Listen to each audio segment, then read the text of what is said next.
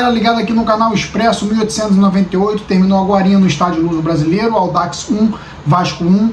Resultado, mais um ruim para o Vasco, mas se a gente for analisar as circunstâncias com o time reserva do Vasco, alguns reservas do reserva, o Vasco até conseguiu um resultado surpreendente pelo desempenho do Audax nas duas primeiras rodadas. Audax que perdeu para o Flamengo fazendo jogo duro e ganhou do Botafogo no Engenhão, agora empata com o Vasco fazendo 2 pontos em 2 jogos.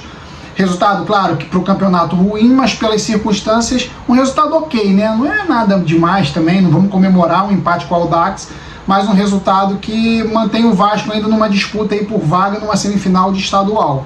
Vasco que foi a campo com Rolls, Rodrigo na lateral direita, mais uma vez improvisado, Robson Bambu, o Zé Vitor, o Paulo Vitor, o Matheus Barbosa, Juninho, o Galarza, Paixão, Zé Santos e Eric. Esse foi o time que começou o jogo, diferente do jogo contra o Madureira.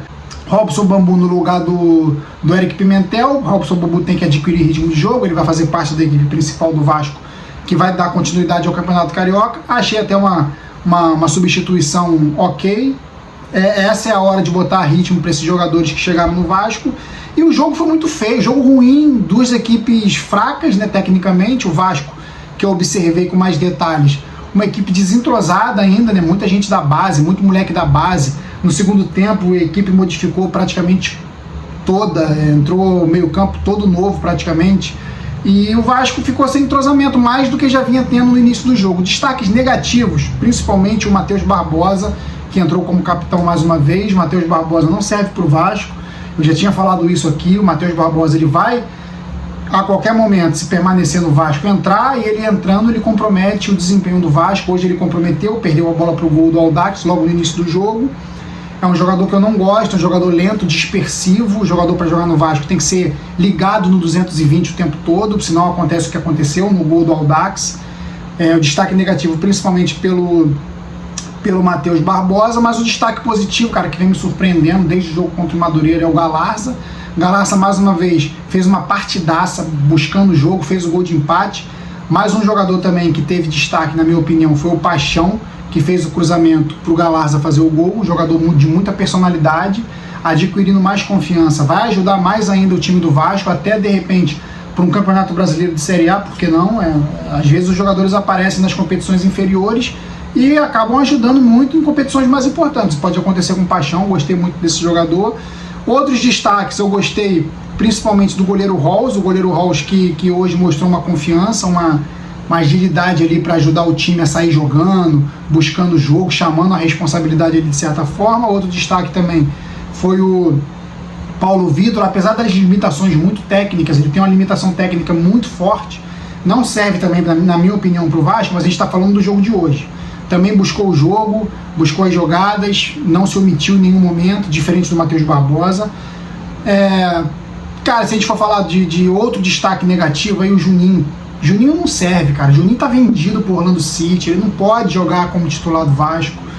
É temerário até botar o jogador como titular pelo segundo jogo consecutivo, que ele já tá negociado, vai que ele se machuca, quem vai entubar o prejuízo é o Vasco, então achei uma temeridade botar o Juninho no jogo de hoje. Mas no geral, cara, o jogo foi muito fraco. Ainda entraram no jogo o Lincoln no lugar do Matheus Barbosa, o Barros no lugar do Juninho, o Juan Batatinha no lugar do Galarza e o GB no lugar do Zé Santos. Eu gostei muito do GB, o GB uma movimentação muito boa, só que mostrou que é inexperiente ainda em algumas divididas, ele perdendo bolas bobas.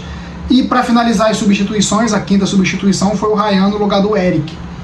O time todo modificado, principalmente do meio para frente no segundo tempo, não conseguiu levar muito perigo para o gol do Audax.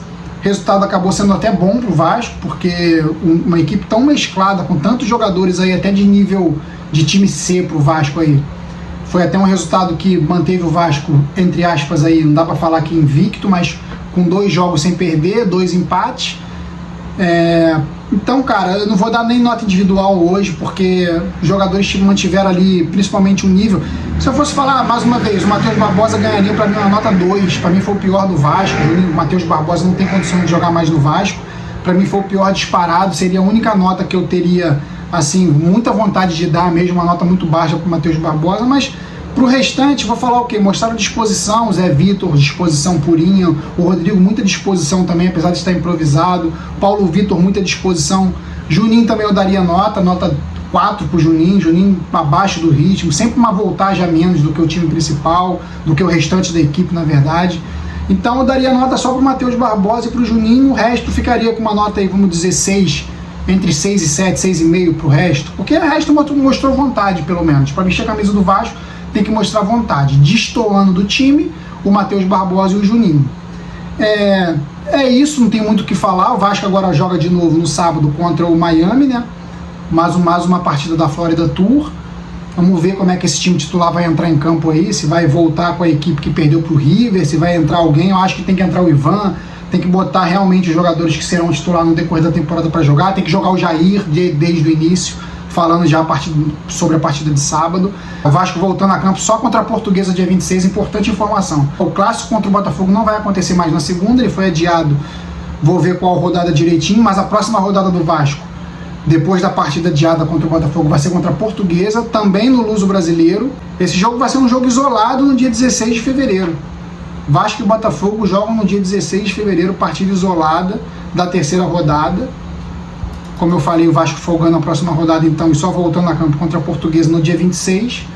É até bom, até melhor para o Vasco, já vai ter a equipe titular em mais jogos.